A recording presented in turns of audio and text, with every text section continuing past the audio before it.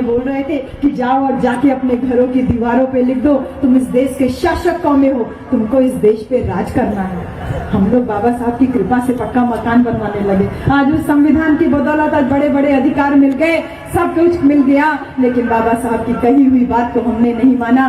बाबा साहब ने कहा था लिख देना तुम देश के राजा हो, और हम लोगों ने अपने अपने घरों की दीवारों पे क्या लिखवाया? कहीं लिखवाया शुभ लाभ, कहीं अपने अपने पसंद के देवी देवताओं के नाम लिखवाया, कहीं कुछ लिखवाया, कहीं लिखवाया धन धन सतगुरु एक तू ही निरंकार एक तेरा ही सहारा।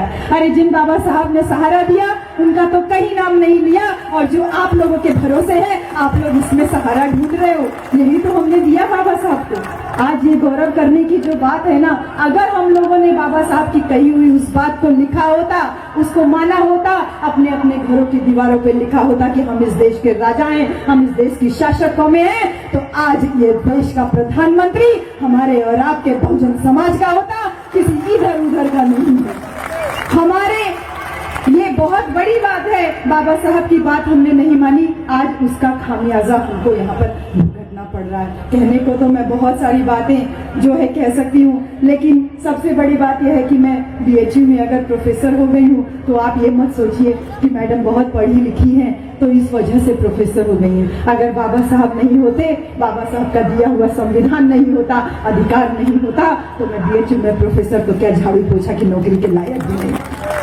ये बात आप सब लोग बहुत अच्छे से अपने मन में बैठा लीजिए। जितने बच्चे यहाँ पे आके स्टेज पे सम्मानित हो रहे थे, आप सारे लोग इस बात को बहुत अच्छे से जान लीजिए कि पापा साहब जब छोटे से बच्चे थे, 6 साल के थे, स्कूल में जब एडमिशन के लिए उनके पापा उनको लेकर के गए तो कक्षा में प्रवेश नहीं मिला था उनको। जहाँ बच्चे जूता चप्पल उतारते थे वहाँ बाबा साहब बैठ के पढ़ाई करते थे। लेकिन जब मैं 6 साल की हुई, मुझे मेरे पापा स्कूल में एडमिशन दिलाने के लिए लेके गए तो टीचर ने बड़ी खुशी खुशी उंगली पकड़ के मुझे कक्षा में सबसे आगे बैठा दिया। ये केवल मेरे साथ नहीं, आप सब लोगों के साथ में और आप सबके बच्चों के साथ में होता है। हमारे बच्चे सबसे ज्यादा आगे जाकर के बैठते हैं पहली वाली सीट पे। बाबा साहब को कक्षा में प्रवेश नहीं दिया गया, अध्यापक कॉपी नहीं चेक करता था, पानी पीने के लिए नहीं मिलता था, लेकिन आज हमारे और आपके बच्चे बड़े गौरव के साथ में ये सारी सुविधाओं का लाभ ले रहे हैं। आप मुझे ये बताइए कि बाबा साहब में ऐसी कौन सी योग्यता नहीं थी कि उनको कक्षा में प्रवेश तक नहीं मिला, और हम में और आप में ऐसी कौन सी योग्यता थी कि आज हम लोग कक्षा में सबसे आगे बैठते हैं। हमारे बच्चे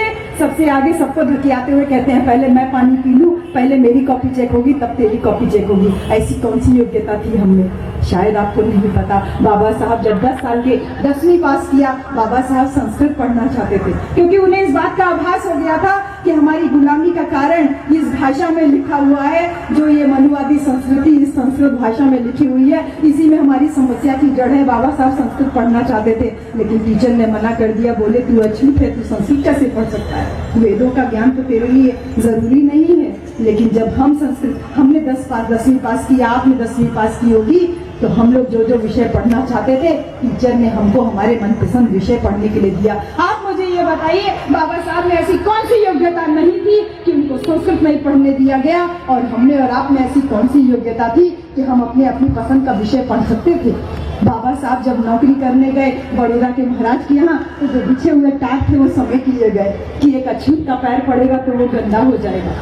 बाबा साहब जब पानी मांगे तो चपरासी ने पानी देने से मना कर दिया, लेकिन जब आप और हम नौकरी करने के लिए जाते हैं तो वही टाट हमारे सम्मान में बिछा दिए जाते हैं। हम चपरासी से पानी मांगते हैं तो शायद एक साथ 2 चपरासी 4 गिलास पानी लेके भाग के आते हैं, साहब पी लीजिए, साहब मेरे गिलास का पानी पी लीजिए। आप मुझे ये बताइए बाबा साहब में ऐसी कौन सी योग्यता नहीं थी कि उनको उनके लिए जो टाट बिछे हुए थे वो समेट दिए गए, उनको पानी नहीं मिलता था, और हमने और आप में ऐसी कौन सी योग्यता है कि हमको जो है एक साथ 2 चपरासी 4 गिलास पानी लेकर के आते हैं, सम्मान में टाट बिछा दिया जाता है। शायद आपको नहीं पता ना।